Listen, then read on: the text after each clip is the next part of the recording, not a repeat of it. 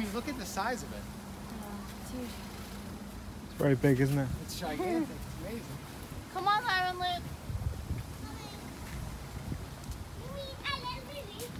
Like it's like orange.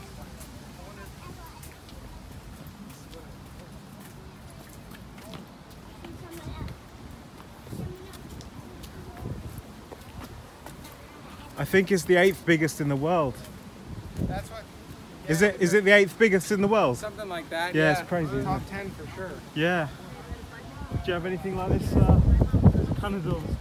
We're from the States originally. Oh yeah. Good joke. Good joke. Do you have anything like that over there in the States? No? Nothing old enough. Nothing old enough. No. Yeah. Wow.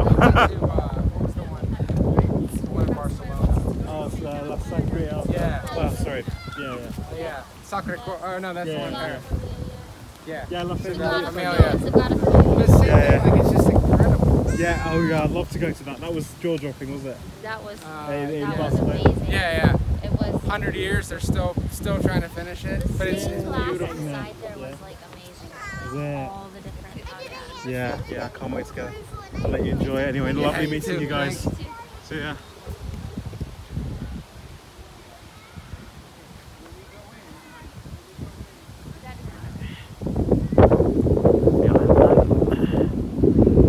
Of course, I won't film him again. I've already filmed him before.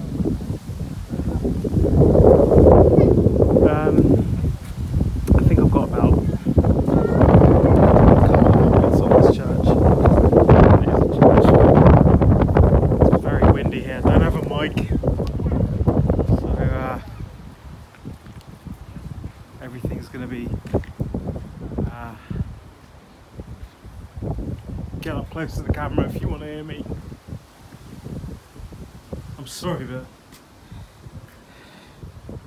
just look at this.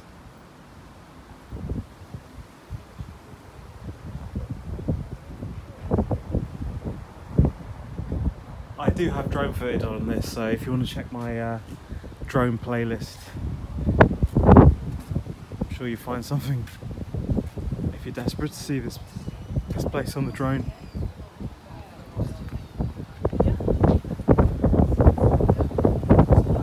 I'm not going to go inside today. That's a big post box. I'm posting a letter to God. Make it a big one. Is it a post box even? No, it's a light, sorry. It's a light. Stupid me.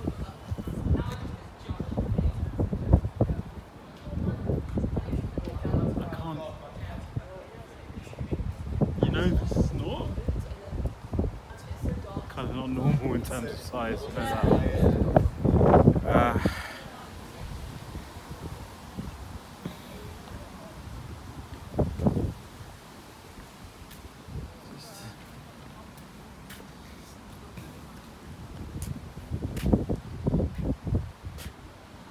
Another one of the same thing.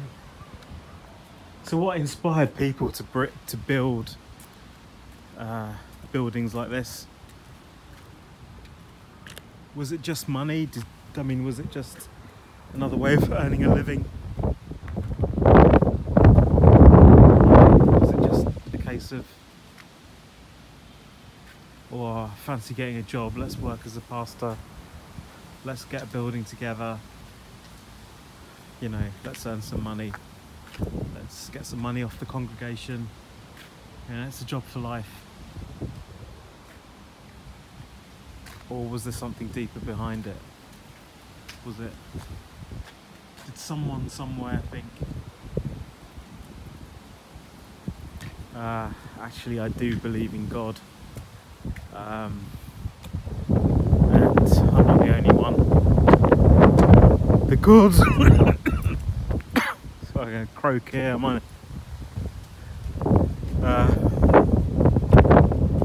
The God happens to be a Christian God. I think I can go up these steps. This looks like a grave memorial. Short life, 4 years. Little Martin. Martin and Little Martin. IHS, I know that's got a special meaning, maybe. He's EH.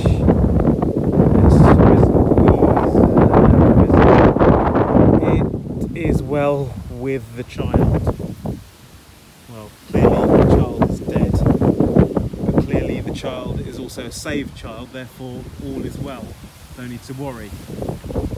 I mean, that's the comfort, you know, as I understand it, that the belief in God brings, the sense that science can't offer, which is understood from my conversation with a good friend. If you would have watched the video the other day, this yew tree was donated and planted on the oh, who's that coming to? I know her. Yeah, she knows a little bit about this. How are you? You okay? Oh, you're frozen in your shorts. Ah, I'm rolling. You know, this is the way I dress. I was just filming some of the outside. I've already filmed the inside. I need to. Are we matching or what? No, we're not. No. Right, you. Should we get this going? Where should we go? Down there, innit? Right, follow you. You're behind the camera, I think. We are rolling. How are you? Yeah, you're right. Good. All good. Live a building in the back there. What's that dome there? Do you know? Can you see that dome? Yeah. What's that dome about? No, I don't know. I think No. it's something to do with the university accommodation. Is it? I'm going to get on your left because the microphone's on this side and it is windy. So Yeah. Wednesday. Oh, it's Thursday. Sorry, I'm just trying to make a joke out of Wednesday and Wednesday, and no, it just went over your head. So listen, Yeah. I don't know. I've just not long woken up from my nap. oh, love. Yeah. Oh, are they coming? I hope so. Yeah, they said in half an hour. Okay. Yeah, because we can have a little brew in the cafe, can't we? Yeah, I want to get this filming over and done Okay, with, that's yeah. and then we can chill. So, but about you, how long have you lived in Liverpool again? Roughly? About 50 years. 50 is enough, isn't it? Isn't it? Isn't it though? I don't know. Well, how long do you want to live here? I don't know. Until that's it. Until.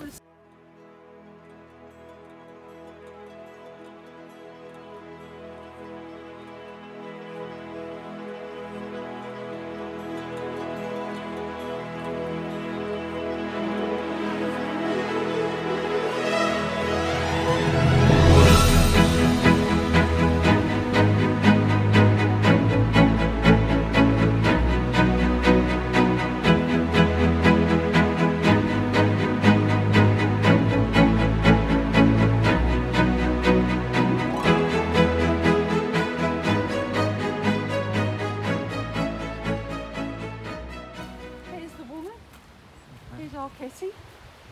Right. See what's going on here. Okay, so basically what we've got is Let me just get in front of you. Okay. Right. Right, so what we've got What is this? Who is this? This is Catherine Wilkinson. Right. Who is Catherine Wilkinson? She is a defender of the fearless and Have you seen unworthy. this before, first of all? Have you seen this? I've seen it before This grave? a while ago, yeah, and I wrote it down actually because I was going to say it. She is the defender of the fearless and the nurse of the sick, because what she was the originator, it says on the gravestone, Right. of baths and wash houses for the poor in our city. We had an outbreak of cholera. Roughly what year? We 1800s? Oh, 18, I'll tell you now. Okay. About 18. She was age 73, 1860. So she basically. probably been 1800, early 1800s, I'd say. What we got is we had 1832. There was an epidemic of cholera. Right.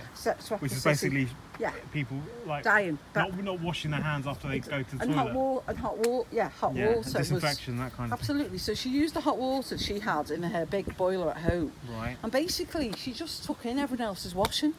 I mean, she led on caring for people years before that and years after. Well, was she rich? No, she was a woman who was in the poor streets of. So she had a boiler. She had a boiler. A boiler, yeah, at home. Well, not many people had boilers those days. No, 1830s. How come she had one? I don't know, but she had a really good husband called Thomas. Right. Tell me about him. Okay, so Thomas, all I know is that he was a lovely guy because he supported her when she wanted to take in some people's children who were orphaned due to their deaths. So basically, she was like looked out for everyone. She was like a massive representative of the community, and she met Thomas. He was her second husband. Her first husband had died at sea. In fact, the sea hasn't been kind to Kitty.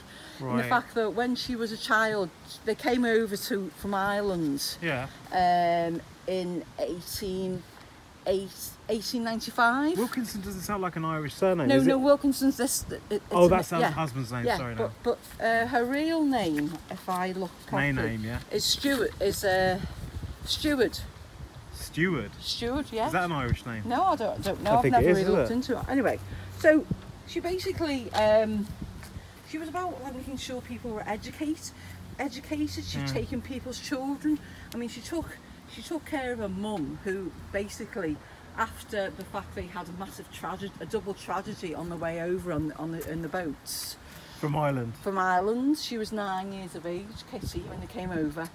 And her dad drowned at sea, as did her baby sibling. Yeah.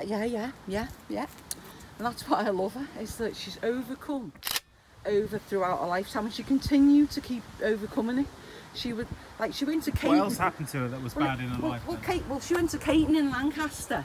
Well, that's enough, isn't it? Yeah, she went to Caton in Lancaster. Sorry, for anyone from Lancaster watching, I am not racist against Lancaster. I just had a bit of a bad time. She had a bad experience, and she's lashing out against Lancastrians.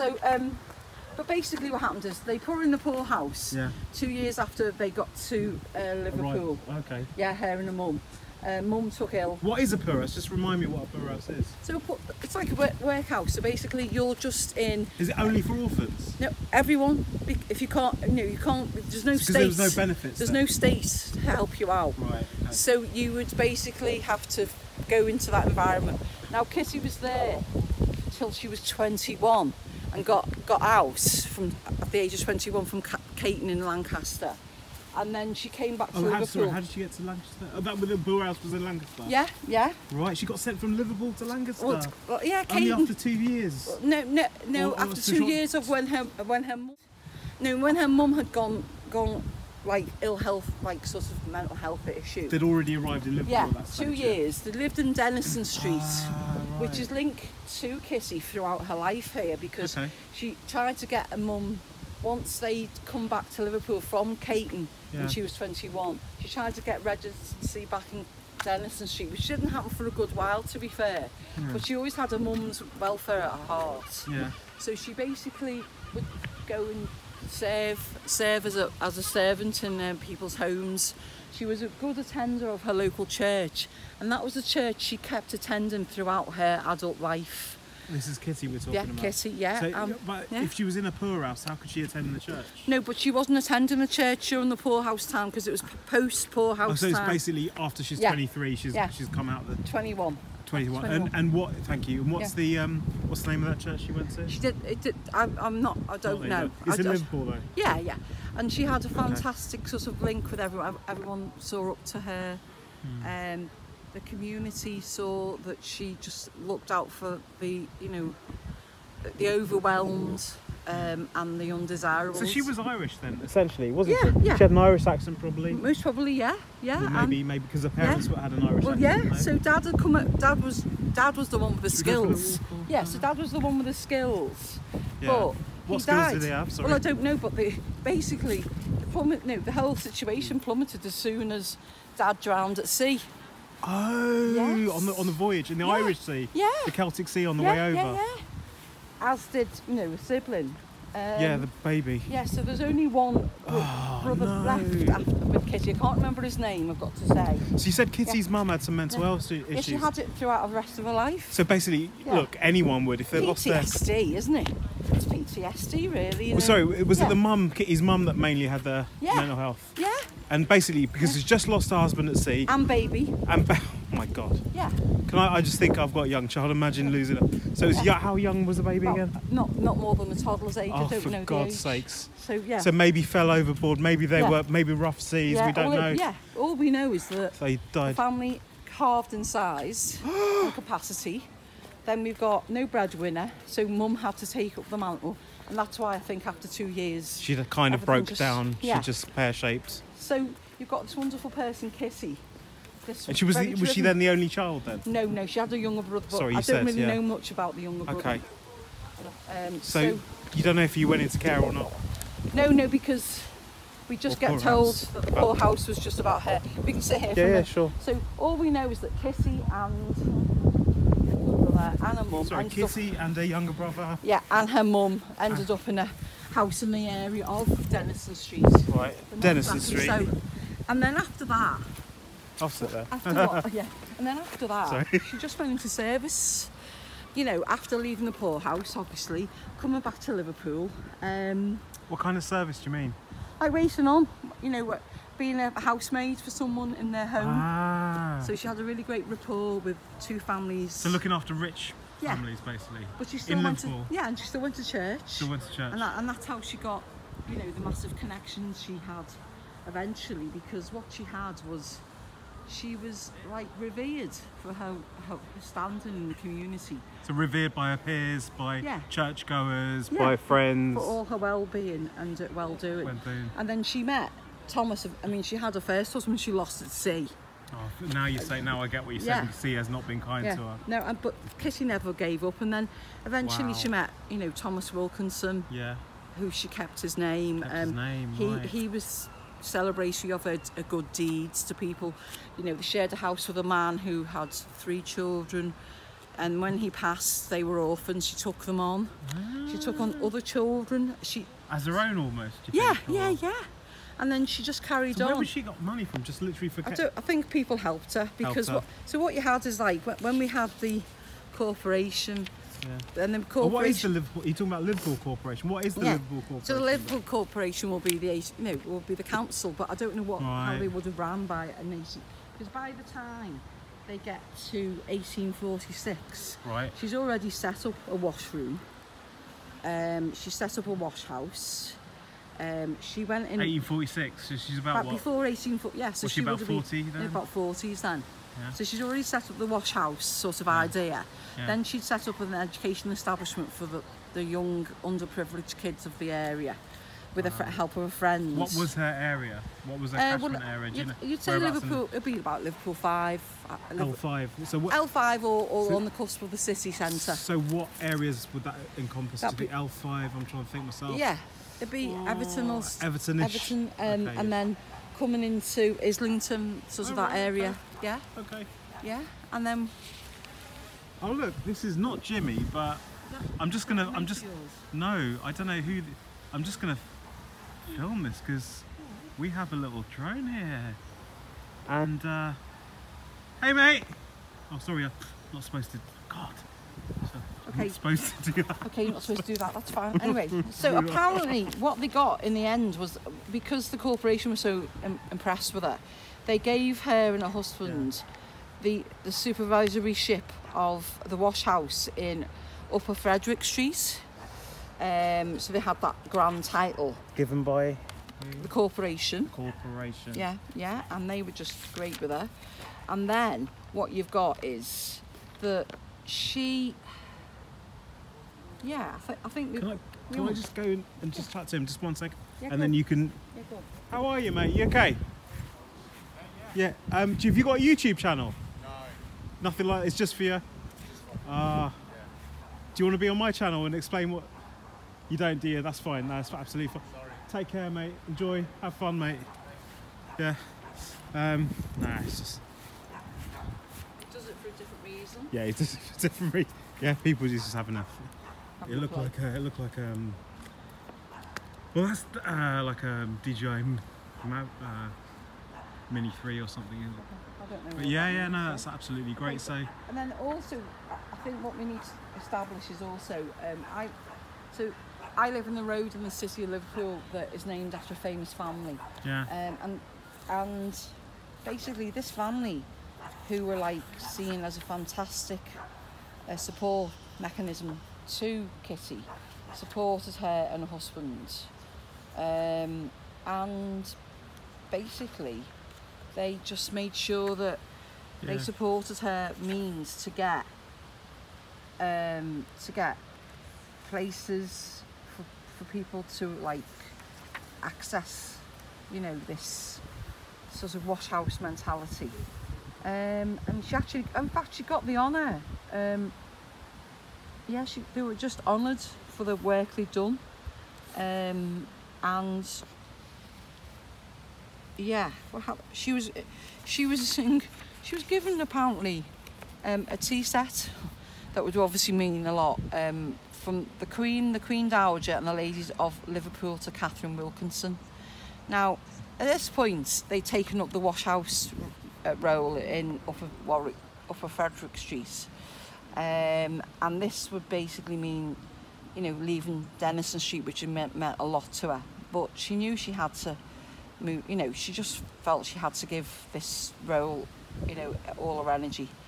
And to be fair, they did start to feel that they were getting a bit of an easier time. They didn't have to look after any family anymore. Her mum had passed on. She did, you know, lose her. She did have her own children, and she had a big group of people who were friends.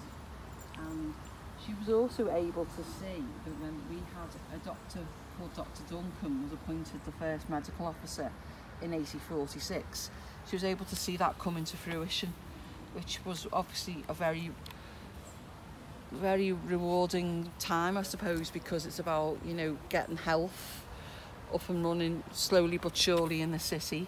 In fact, we've got a pub today called Dr. Duncan's in Liverpool, named after him. But unfortunately, Thomas only survived 2 years of being a superintendent of the wash house with her, and he didn't recover after taking ill.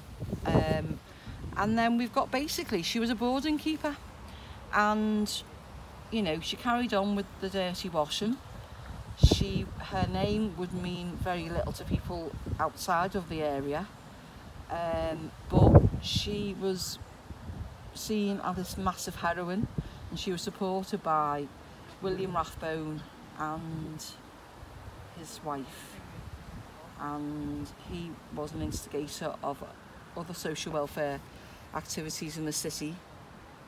And yeah, it's sad really, but to be fair, she was, you know, commemorated in this graveyard that we're sitting in now. And I'd like to just read out again what it says about her when she passed on the 11th of November 1860, which is indefatigable and self-denying, and she was the widow's friend, the support of the orphan, the fearless and the unwearied, nurse of the sick, and the originator of baths and wash houses for the poor.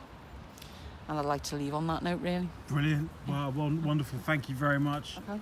That's absolutely great. Thank you very much, and for chatting about her. And I think I'm just gonna stop the video now, if that's all right. That's fine. And then maybe with a shot of this drone.